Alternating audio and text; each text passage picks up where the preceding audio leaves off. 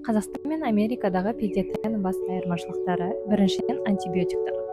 Америкада педиатрлар баланың инфекциясы бактериалды негізде екендігін дәлелдемейінше антибиотик тағайындамайды. Яғни экспресс-тест жүргізу арқылы бактериалды немесе вирусты инфекция екендігін анықтап барып антибиотик тағайындайды. Және де ата-аналар кез келген жерден өздері антибиотик алмайды. Ол дәріхана болсын, маркетплейс болсын, ешқай жерден рецептсіз антибиотик ала алмайды. Екіншіден, дәрі-дәрмектерді өте қатты шектейді. Алдымен баланың организмі өз еркімен инфекцияны жеңіп шығуын күтеді. Сондықтан да Америкада иммуностимуляторлар, иммуномодуляторлар, противовируслар өте шектелген.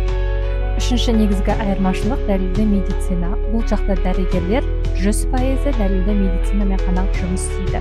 Яғни дәрінің, емдердің дәлелді базасы болмаса, оны ешқашан тағайындамайды. Төртіншісі, ата-анамен коммуникация. Педиатрлар ең алдымен ата-аналарға ең негізгі деген заттарға түсіндіруге көп уақыт және көп назар аударады. Яғни, мысалы, судың қаншалықты пайдалы екенін, қаншалықты жеке бас гигиенасының пайдалы екенін, және де оны қалай ұстану керек, қалай дұрыс жүргізу керек екендігін ұзақ уақыт түсіндіруі мүмкін. Және де мысалы температурамен келсе бала немесе жай вирусты инфекциямен келетін болса, тек қана су мен парацетамолды ғана тағайындап, және оның қаншалықты маңызды екендігін кем дегенде 20-30 минутқа дейін түсіндіріп бере алады.